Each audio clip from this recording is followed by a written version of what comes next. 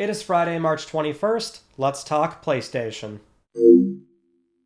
Welcome back, everyone, to another cursed episode of LTPS. As always, let's begin with our PS Plus reminder. The March games are still live on PSN. Make sure you claim those games. And also PS Plus Extra and Premium. The March lineup is now live on PSN as well, which, small little PSA here, but those 3 Armored Core games for PS1 do not have any trophies at all. But that doesn't mean they can't get them patched in down the road, so just be aware of that.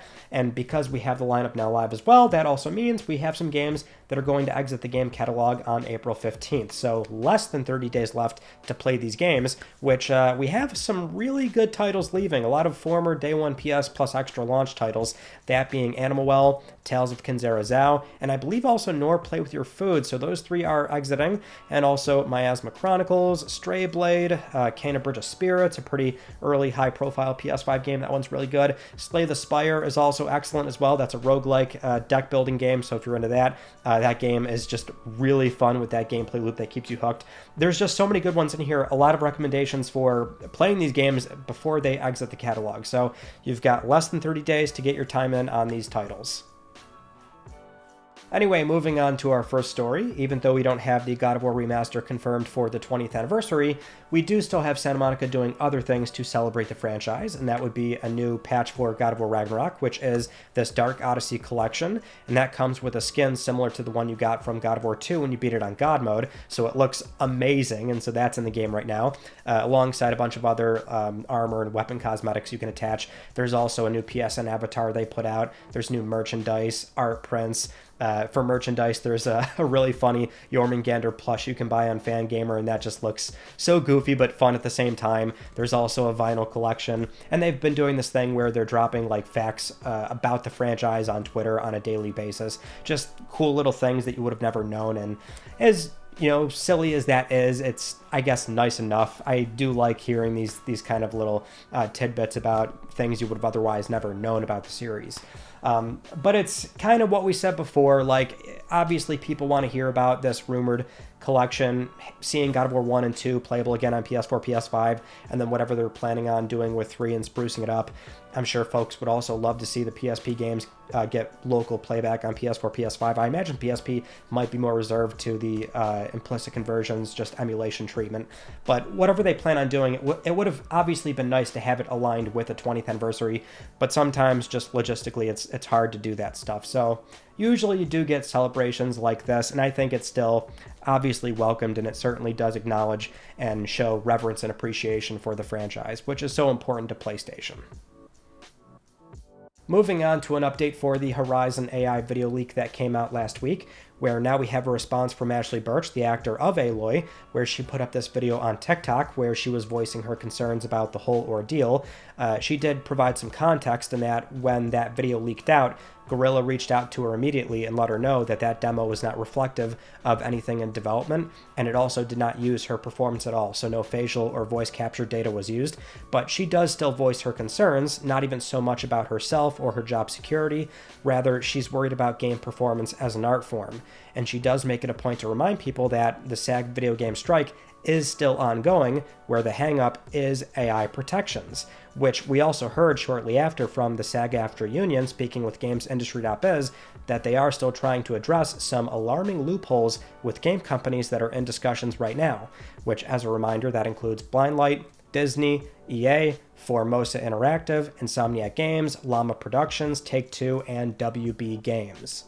So that's the thing, right? I mean, I was in a way still surprised, like, oh, that's the only thing we saw, that's what leaked out. I would have safely assumed that maybe there's a lot more going on within SIE, and that could very much be the case as far as the entire organization, but it's still just, there's nothing different here, right? We're still talking about very big companies, publicly traded companies that are looking to reduce labor in any way. And there are some fields that are, I guess, a lot more vulnerable right now. Certainly the performance side is one of them. I would say QA is another, but then there's a certain hierarchy for other jobs that could be severely at risk here as we go through this rapid expansion of AI and how much better it's getting, and it's deeply concerning. It's the weird thing of like, it has a place, but how do we make it a safe extension of human work where it's kind of a win-win-win scenario? The companies are happy, those that are in the workforce are happy, and then obviously customers are happy because they're getting a better product as a byproduct of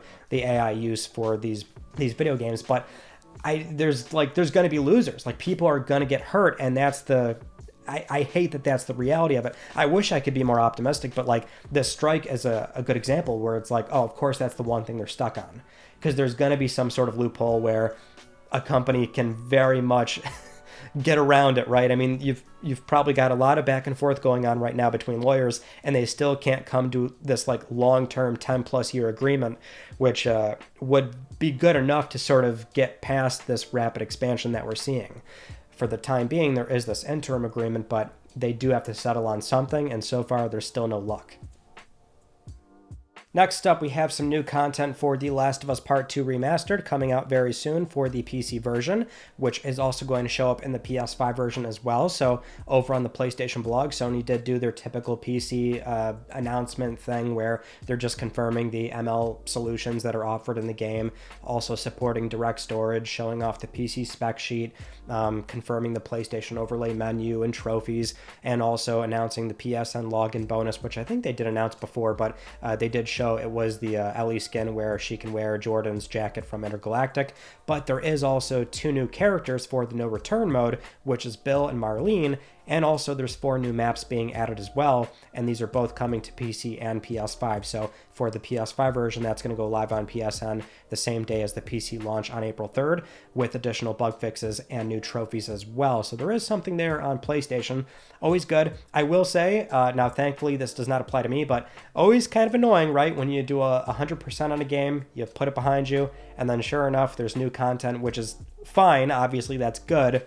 But then there's like new trophies, which ticks down your 100% to like 95 or something. And, you know, if you're already kind of done and moved on from the game, it's like, you're totally lost in the sauce trying to go back and like, oh, let me clean this up and figure out what I'm missing or what I'm doing. Or so I'm sure for some, if you already did the game, that's probably bad news. But hey, if you're just now getting to it, that new content is coming to PS5. So that is still generally always welcomed.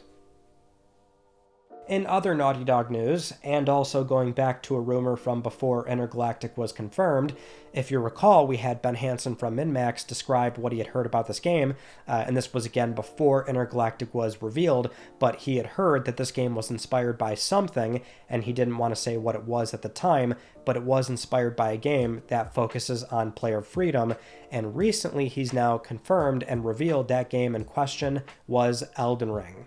And that was the running theory. I think we all kind of suspected it was probably that. Player freedom. Neil Druckmann has gone on record many times saying that he, like many others, were inspired by FromSoft's recent games. And so it's like, okay, what is that probably?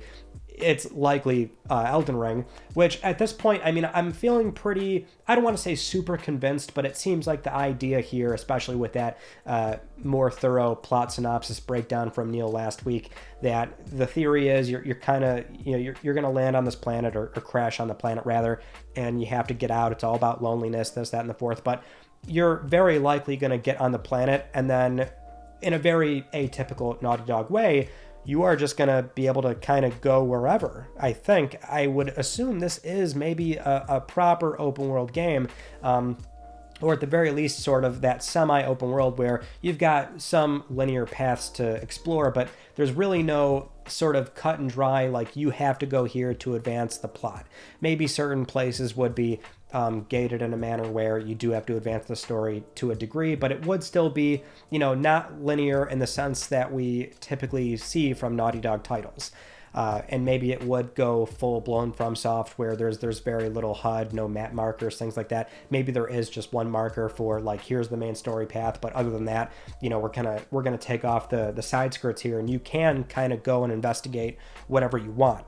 And I think that might be what we're looking at here, which that is, again, more in the direction of I'm loving it. I'm liking how it's very not Naughty Dog. They're trying something so different, and I kind of hope they do take it all the way here, right? I mean, let's really go in this path that is a little bit uncomfortable for the studio, and yeah, go the full 9 yards. I'm here for it.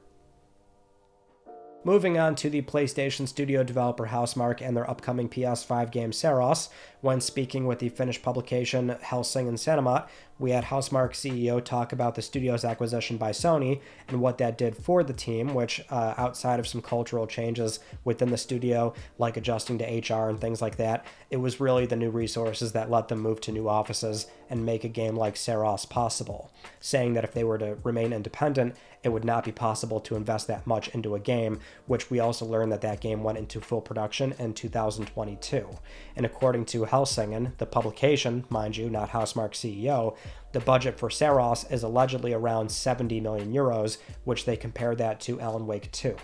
Which, if you recall, it took quite a while for Alan Wake 2 to turn a profit, so we know that Sony is very much putting a lot of money into this game, and as we've said before, there's a lot more eyes on this game, and Housemarque is in this position where it's the Housemarque story of they were doing these smaller arcade-style games, having to openly say arcade is dead, and they're, still independent at the time. And if you remember, too, they were working on what we all sort of, in a way, despise nowadays, which is these PvP multiplayer live service games. I think they were doing 2 of them, actually, and dropped both of those, and then acquired by Sony, then doing Returnal, and sort of going back to the roots and having this big budget to make a game like Returnal, and now doubling down on that with Saros. So it's one of those cases where when we talk about consolidation and being absorbed into a very big organization like Sony, there are times like how Sony has historically done acquisitions where it's a pretty good relationship, all things considered, until they have 1 or 2 canceled games, and then that's where it goes very south, obviously. But the point is,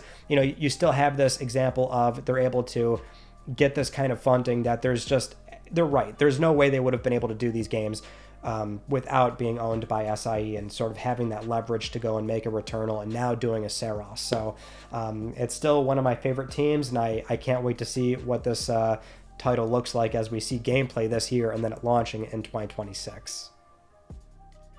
Moving on to our next news story, we have another very big example of a huge difference between base PS5 and PS5 Pro for a recent release of a game, that being Assassin's Creed Shadows. So over on Digital Foundry with Oliver Mackey, he was breaking down the various modes for this game, which does offer performance, fidelity, and balanced 40 FPS modes on both the base console and the Pro, and each mode is 2160p upscaled, some with a higher base resolution. PS5 Pro, they're actually not using PSSR, even though Ubisoft said they would, so it seems like they decided against using it for the final build of the game, but PS5 Pro does have extended ray tracing for full global illumination in the game world on its fidelity and balanced modes, and with that full ray tracing on, the entire look and feel of the game is completely different on PS5 Pro, where you've got lighting and shadows accurately passing through objects and vegetation, and so in certain environments, it really is a night and day difference where, in fairness, it's still one of those things where you need Digital Foundry to show that to you.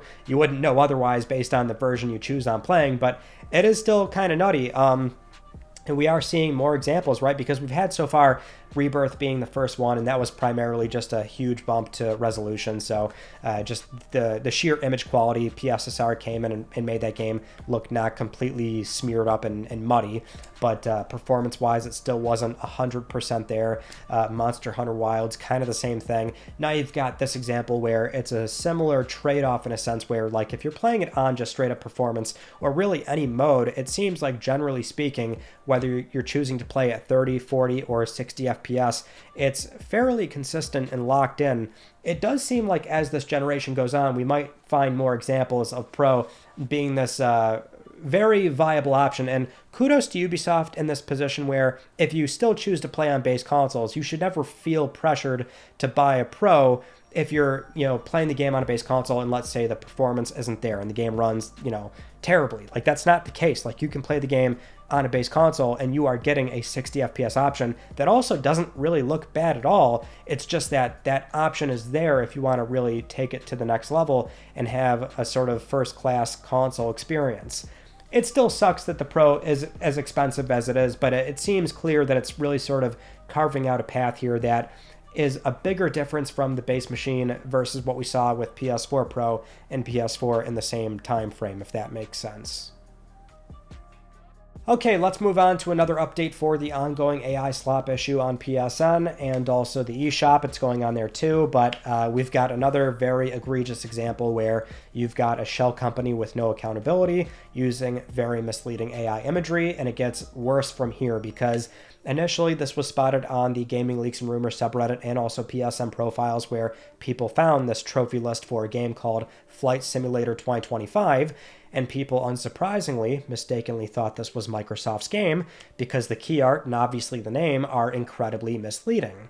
Now the thing is, it gets worse from here because the developer is listed as Grizzly Games Limited, which is not to be confused with an existing indie team called Grizzly Games. They developed Thronefall, which they did that over a few years. It was only 2 people, and the game came out last year on Steam, and also fittingly, their company logo is of a bear. And if you were to try and find this imposter shell company, they have a site where it's a bunch of broken links to games that might not even exist, but one of them does lead to a trailer on YouTube of a management sim type game, and that has the stolen grizzly bear logo. Now, when the real Grizzly Games was contacted by Eurogamer, they responded with, and I quote, "We're not associated with Grizzly Games Limited, and they're using both our names and logo illegally.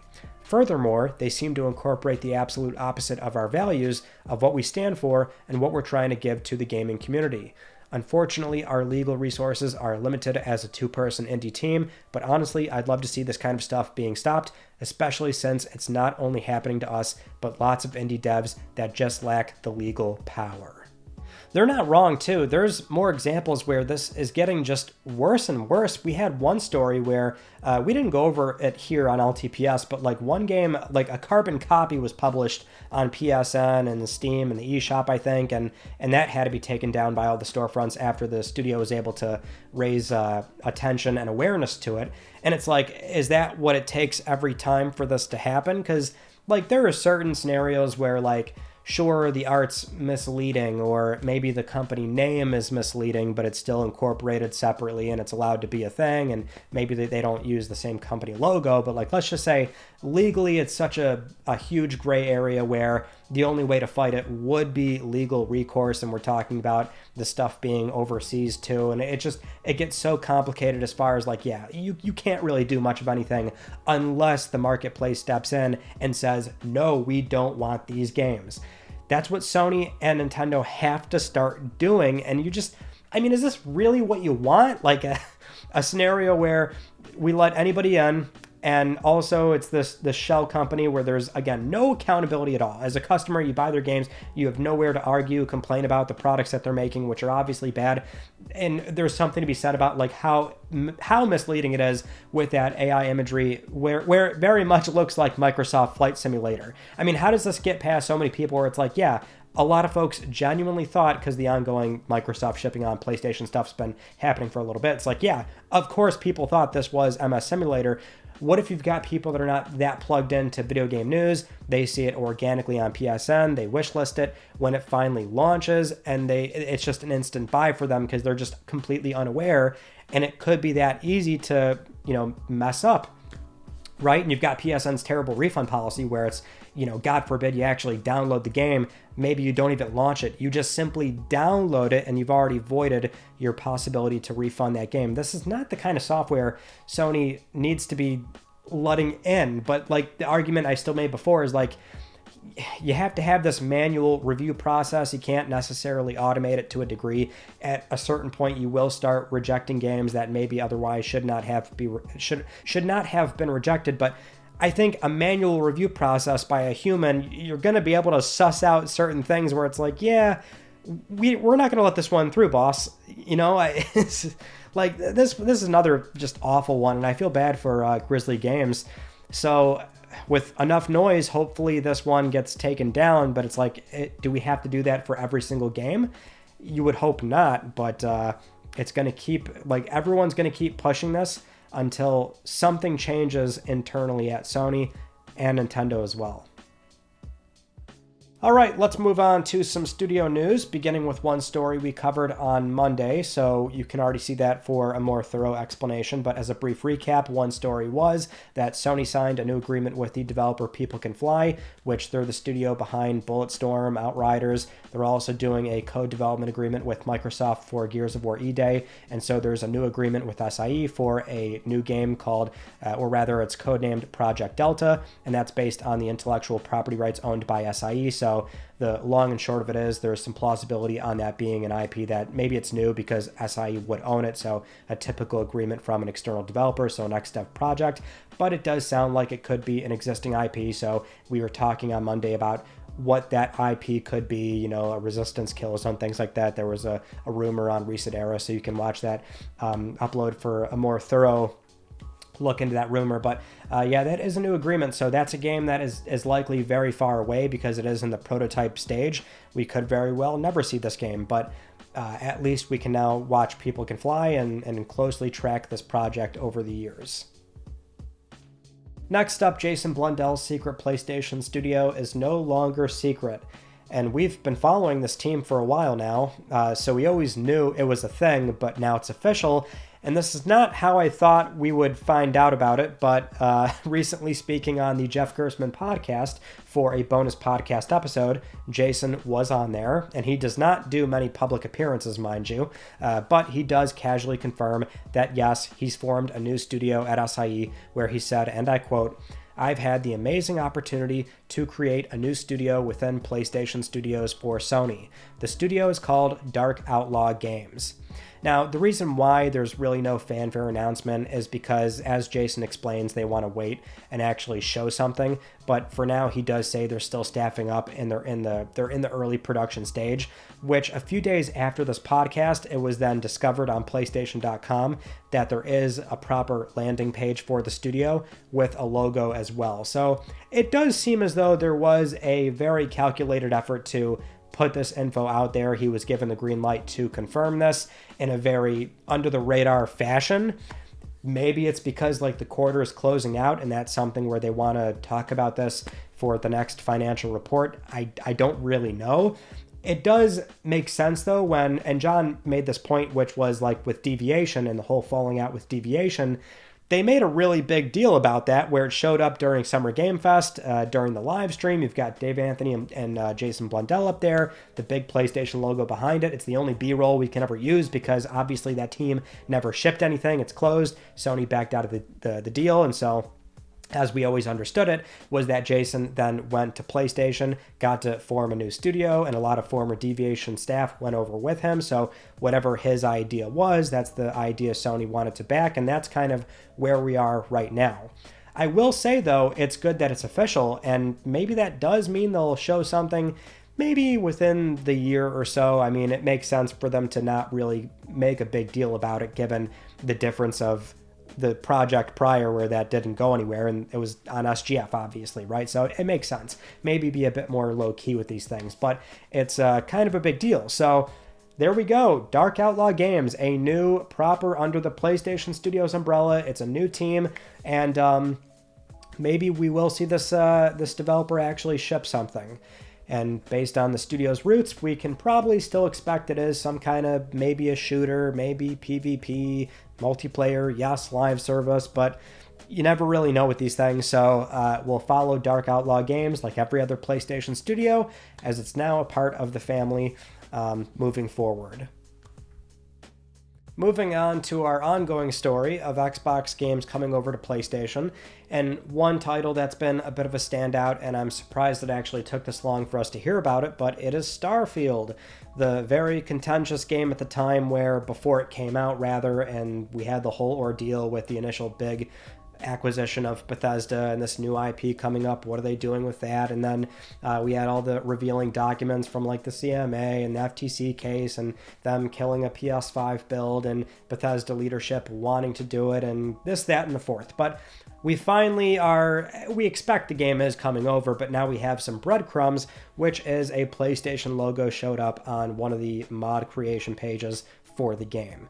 Now that's gone, but like, again, given what's been happening so far, we expect this probably will come over at some point, especially there was a lot riding on this game and what it would mean for Game Pass, and we see how that didn't really pan out for them, but now they're going back and looking at the older titles and moving them over, and so Starfield is very likely going to be one of them, just more a matter of when, not necessarily if. What we can say is that there's been the ongoing rumor too about the Elder Scrolls 4 Oblivion remake, and that is expected to be announced and also released fairly soon, which that is also, we're hearing, full-blown multiplat. Yeah, it'll be on PS5 and, you know, Xbox Series, PC, all that good stuff. So yeah, Starfield though, I mean, that was very much kind of a big deal at the time with the new Bethesda IP coming out, and it kind of came and went. Obviously, it's one of those games where I know a lot of people do love it. On the flip side, there are some where, you know, they're of the opinion of like, it was kind of a mess for me. They weren't really able to land the same Skyrim magic, and maybe Bethesda doesn't have it anymore. They don't have that it factor. But at the very least, you know, the game can come to PlayStation, and more people will be able to have their own take on it by the time it does launch on the platform. Now, in some other Microsoft adjacent news, we also have a very big report that came out recently about Ubisoft and what they're looking to do with their properties and maybe spinning them off into a different company. And Microsoft and Tencent are in the conversation there. So basically, we heard from a Ubisoft shareholder where they were accusing the company of not disclosing discussions between themselves, Microsoft, EA, and other parties about possibly acquiring IP from Ubisoft. So Ubisoft issued a statement to IGN saying that they're always reviewing various strategic and capitalistic options, but Bloomberg published a report claiming that Ubisoft is looking to spin off some IP into a separate company, and Tencent, who is already a 10% shareholder, might be the ones to invest. But it's, I think, very plausible that maybe Microsoft also walks away with something. Either way, you've got two very big conglomerates that might absorb more of the industry's IP, and this is really more of a Ubisoft problem right now, considering the Guillemot family has been trying to maintain ownership and leadership of the company, but they're just, you know, they've had a lot of failures lately, so, or at least they're missing a lot of very big targets with these games. So, I mean, Ubisoft is one of the last standout, very large publishers that they're also struggling and looking for a way out, or at least something that kind of gives them control still. Like, that's the thing. They still want to be able to leverage and operate the company, but that's why I think for them it maybe seems a little bit more realistic to spin off new companies, have maybe some joint investment, and, you know, their stipulation likely would be that they still get to lead those separate companies. But we'll see what happens, because I think it's very likely that Ubisoft will eventually have to fold into one of these options. You know, it's something they didn't necessarily want to do, but it just keeps getting uglier and uglier with some of these recent releases. AC Shadows probably will do good, but that's not really going to be enough, considering they've been having these discussions. Moving on to a thought-provoking news story, and that is single-player games. They're not dead just yet. Or at least that's the opinion of Larian's CEO. Larian, of course, the developer behind Baldur's Gate 3, which was wildly successful. So seemingly out of nowhere, we have Larian's CEO putting this out on Twitter, where they say, and I quote, "That time of the year again when big single-player games are declared dead. Use your imagination. They're not. They just have to be good." The why of this tweet is hearing chatter about important industry figures stating that there's no future for big single-player games, which means discouraging investment in big single-player games, which bothers me, because I don't think they have it right. I would agree for the most part. The thing is, there is still examples every so often that crop up where I would argue there's some really strong, compelling single-player games that came out. And is it not alarming that something like Alan Wake 2, which was received extremely well critically, it took as long as it did to start making a profit? I don't know if we can chalk that up to it not having a physical release on day one. You know what I mean? So you look at that, maybe, and this might not be a great example, but let's say Final Fantasy VII Rebirth or 16, where I stand by those games being extremely good. There's so much contention surrounding where the franchise direction went and the availability on PS5 and then it going to PC. But like, the thing is, we now know in hindsight, the sales were very soft on PS5 and the PC launch following. So, I mean, that's one issue to consider, but like, there's that, and there's a few others. I mean, there is still a saturation in place here as far as like just the sheer volume of games that come out, and you're still fighting the live service top 10 black hole games. So whether you're making a live service game or even single player, you got to pull people away from those games where there's no incentive to go out and spend $60-$70 on a new title when they can keep playing something for free, nearly free, if they're not buying expansions and cosmetics and things like that. I mean, it's just every publisher is kind of dealing with that right now, whether a game is good or not. So while there's a Baldur's Gate 3 every so often, or a Kingdom Come Deliverance, or a Monster Hunter, or even titles from SIE, those games still take, we're talking 7-8 years, and there's a sort of mounting pressure building up to those titles and a lot of hype going into it, and they don't happen often. It's weird. It's a very vicious cycle that it's kind of tough. I don't necessarily think it's just a matter of make sure the game is great, because we're seeing so much good stuff come out, and it's failing. It's not selling. It's not finding an audience.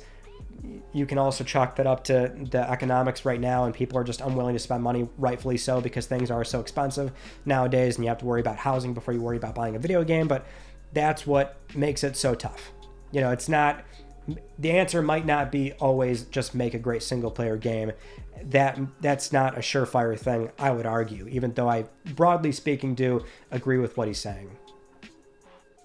Moving on to some PlayStation Productions news for the God of War Amazon TV series, which is still coming, even though it was basically reset.